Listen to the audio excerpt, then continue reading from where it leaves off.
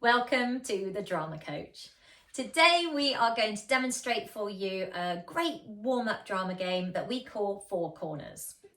So the idea behind this is you label your four corners. You can just use something you've got in the room or the studio. We're going to pick up some objects in a minute to help us label our corners.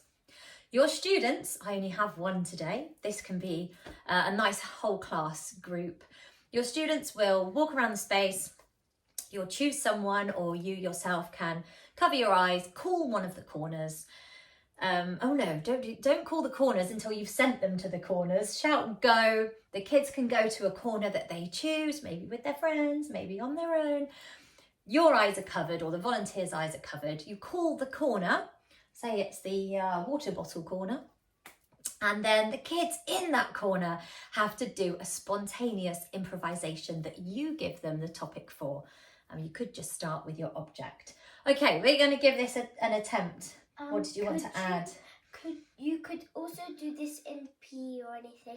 Yeah. And you could add PE stuff. Yes, this works across loads of different disciplines because obviously you're moving around. You could change your movement to running, hopping, skipping. Yeah, it could work really well for PE or any other subject really where you need to get up on your feet and move around. So we're going to pretend that I'm the volunteer and you are the rest of the class. Okay, so first of all, I let the rest of the class know what the corners are called. So we've got a water bottle here. Maybe your students are storing their water bottles. That over here, this is water bottle corner, everyone. We're going to call this globe corner because there happens to be a globe in the corner. So we've got water bottle, globe. Lacey's left her phone over in this corner. We probably haven't got those in the drum studio, but for now this is phone corner. And then finally, oh, I know what we'll use. Here we go. Present corner. We'll move the presents and we will put those in that corner. So Lacey, can you just summarise the corners so I know? So present, phone, water bottle, globe. Great. And if you want to turn this into a memory game, of course, you could take those objects away. Yeah. And students need to remember where they were. But for now, we're going to leave them there. Okay, so I'm the volunteer. I'm going to go away, cover my eyes, probably in the middle of the room, to have a bigger room than this. So I'm going to cover my eyes, say, off you go. Lacey and all the students are moving around. Again, you could change this to, oh, let's do it for fun. Skip around the room. Jump. Brilliant, it mixes them up. And find a corner.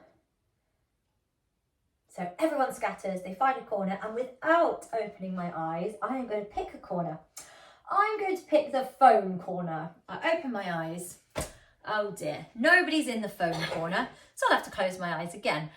Ordinarily, if you've got a class of about 30, there will be someone in the phone corner. And what are they going to do, the people that are in the phone corner? Spontaneous Improvisation. Well done. About a mobile phone to start with. Okay, so which corner did you end up in?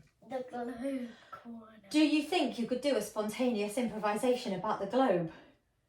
You can use me if you want to, or you can just do it on your own. I'm going to use you. Okay, I will go with whatever she does because, of course, spontaneous improvisation is a play without a script that you make up on the spot based on the globe. Here we go. Who knows So can what's we gonna not use happen? the globe? You No. could. I think it's probably better not to use the object if you've got a big class. But again, if the teacher wants to set it up, maybe they could have a bunch of pretend phones or something. Also, if we're preparing our mime skills, it's probably better. Maybe it's not a physical globe. Maybe you are travelling around the globe. So have a moment to think. You can give your students a moment because it's quite tough. They've got the rest of the class at their other corners watching during this. So yeah, it might take some building up. Maybe you'll just call the corners. You could also catch them out, make them sit down for a rest if you want to. Let's imagine then we've called globe corner.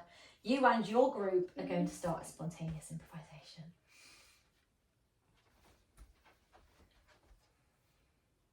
All right, mate.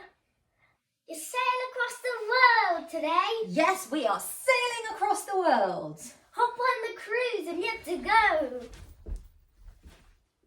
Oh, I think these waters are getting choppy. I think we might have avoided it. Under the cruise, quick, the water's coming in. and hold it there. You get the idea. So hopefully you will have some natural leaders in each of your corners. So we'll just summarise the game, 4 corners. Label your 4 corners. Of course you could use numbers or colours, but I particularly like objects for imagination. So we had present, phone, water bottle and globe. Have a volunteer or the teacher cover their eyes whilst everybody moves around the space. Change the movement if you want to. Shout corners. They go to the corners. Call one of the corners, open your eyes and let the students in that corner create a spontaneous improvisation. I'm a bit out of breath after that improvisation. I'd love to know how you get on with this game, or if you have any different versions of the game 4 corners.